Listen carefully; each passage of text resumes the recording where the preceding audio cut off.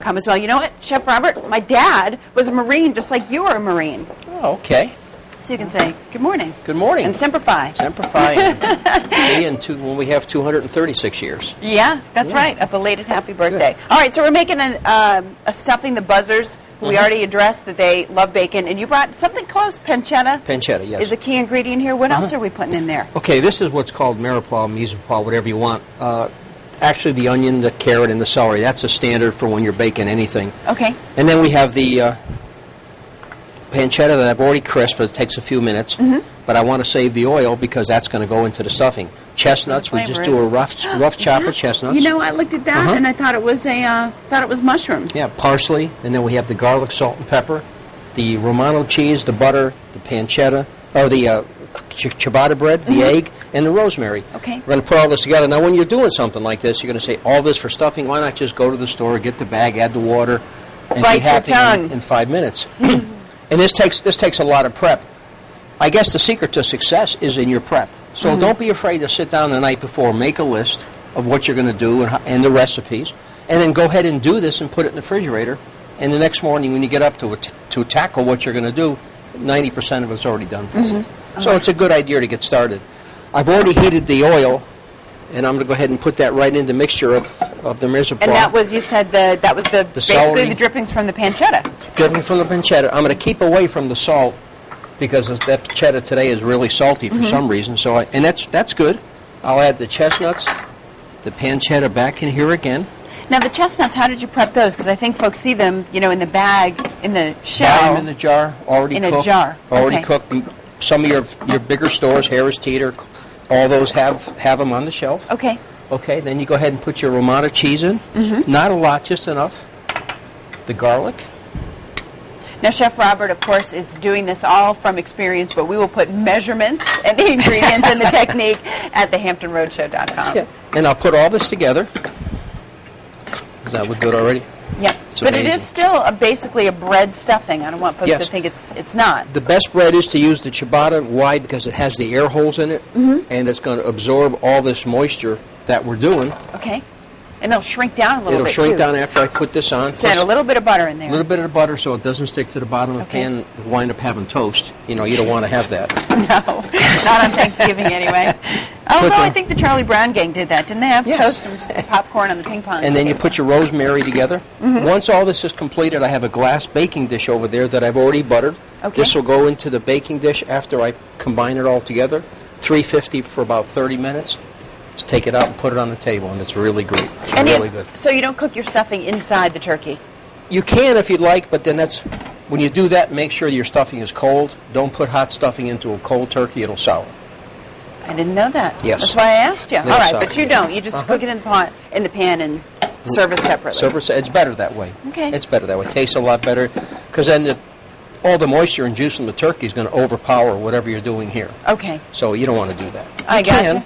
But you don't want to do that. Now, where did this recipe come from? It's my uncle's. Oh, boy. From you know where. From Italy. You know, is there a story coming? Yes, because I asked him, I says, how did you meet your wife? I mean, what made you go and marry her? She said, she was the right one. He said, what I didn't know that her first name was Always. Always right. There I got you go. that. What's the matter with that? I don't see what's wrong with that, Chef Robert. All right, we're going to come back. We'll put the finishing touches on the stuffing. We'll move along to dessert right now. Meteorologist Jeremy Wheeler has followed the smell of pancetta into this.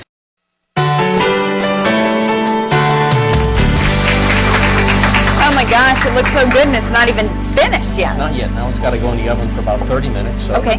To give it a nice golden color and take up some of the moisture in there. You combined it all in the big pot on the stove and then spread it evenly in this pan. Spread it evenly. This is buttered, right, or sprayed? Buttered, yes. Buttered. Okay. All right, I'm going to go ahead and put it in the oven for you, and I know that you are also going to make us a pumpkin pie. But before we start with that, we had a question from one of our buzzers who had a question about your recipe last week. You made a pumpkin cheesecake, and she wants to know if that recipe called for 3 pounds of cream cheese or 3 of the 8-ounce blocks. 3 pounds. 3 pounds. 3 pounds of cream cheese. All right, there you go. And, you know, it's going to make 16 pieces, so, and that pan is really deep, so it's really nice, you know. Yep. What I've done here now, all your ingredients is your half and half, your cinnamon, your eggs, your pumpkin, standard Libby's is fine, vanilla, sugar, and butter.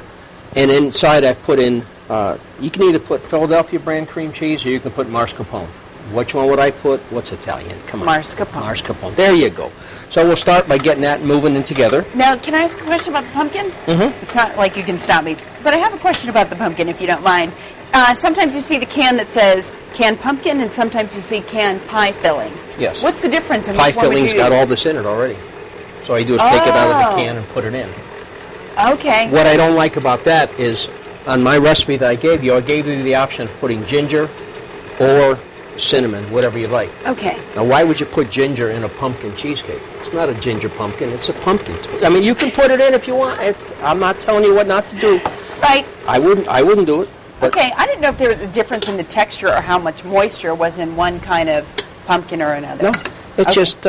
it's got the pie filling is seasoned like a pumpkin pie. It's all ready to go. Like a very generic just pumpkin like pie. Stuffing in a bag. Like stuffing in a bag. All right, don't judge. Don't judge that packaged food. I know we can't all be gourmet chefs like you, but we appreciate you. This is just learning, sharing your secrets there. Putting the eggs in. What then, Chef Robert, makes this an Italian cheesecake? Mascarpone. An Italian pie. Right. Oh, the mascarpone cheese. Yeah. Okay. Now, Paula Dean has almost the same thing. One of these days, her and I, that's one of my goals, is to cook with her, not against her, because she'll kill me, but working with her. I mean, she is really good. It's almost happening today because we're interviewing Paula Dean on the show today. Did you mention my name? I will. Okay. I will. Tell her I'm here waiting to cook beside her and her two sons. It's coming up in a few minutes. She's actually up the road in Williamsburg. She's going to join us through the magic of television a little bit. Good. She's a down-to-earth woman who can cook and loves what she does, and you can see it in everything she does. You know what? We say the same thing about you, except for the woman part. But we always say that you're very down to earth, and we can tell that you love cooking. Now this is, it says half a stick of butter. I don't know. What do you think? That looks like a little more. It looks like you're channeling Paula Dean at this very moment, putting all the butter you can find in the studio in that bowl. It gives it the flavor. I mean, it really makes it. And then the sugar. Sugar to taste. I wouldn't put, a full cup. I'd maybe put a half a cup, and you can see how it's blending. And that's what you want. I can. All right. Listen. Smell it nice. We're going to talk crust and how to bake that thing when we come back in just a little bit. But if we're going to stay on time, we've got to move along. All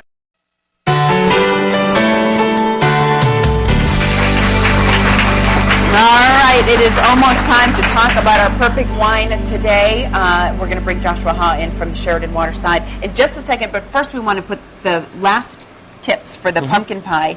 We saw how you make the filling. Yes. And then what do you use for a crust? We make our own crust, but what you can do is buy them in a store. They're just as good.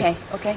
But when you get it, make sure you hit it with a fork first, and then put it in the oven for about maybe 2 minutes, just to give it that blanching. Without the filling in it? Without the filling. And the reason why I say that is sometimes they're pressed too thin, and when you put the liquid in, it comes out and goes right through the bottom.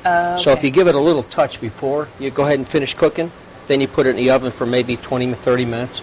You'll see the nice pieces of butter in there. That's going to all melt and give it a nice golden color on top. I filled it to the top, so this way here, when you do bake it, it's going to sink, but it won't be a hole in it. It'll be nice and even. Okay. Here's the finished product on this, on the stuffing.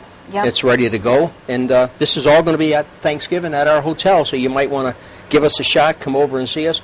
Now I was watching, throughout the whole show. I know you had a Marine Corps upbringing because 7 times, I wasn't counting, but 7 times you looked in the mirror to make sure you looked good before you went out. And that you must have really dazzled them in the Navy. I don't know. With the Marine Corps background, you had to probably blow them away. Well, I don't know. My mom was quite a dazzler in her day. A couple of pageants are in her background, too, so I may have gotten that from her as well. Your dad have something to do with that? Yeah. Okay. He also picked Miss Wright. Right. There it is, always, right? All right, let's bring in Josh Ha now. A challenge for you today. You got to have the perfect pairing for a dessert and, Thanksgiving dinner. Ashley in the Buzz just wanted to say thank you. She said she follows your advice every week. But another person was saying, they've got picky drinkers coming, and they want to know if there's a safe wine, a neutral wine, a wine that everybody will like. That's true. And that's what I wanted to cover today, because that was always my question. Is what do you do for Thanksgiving dinner? Because there's so much on the table. There's so much on your plate, and what can go well with everything. So I sort of narrowed it down to 3, which was tough because there's so many good ones out there that will go well on the table.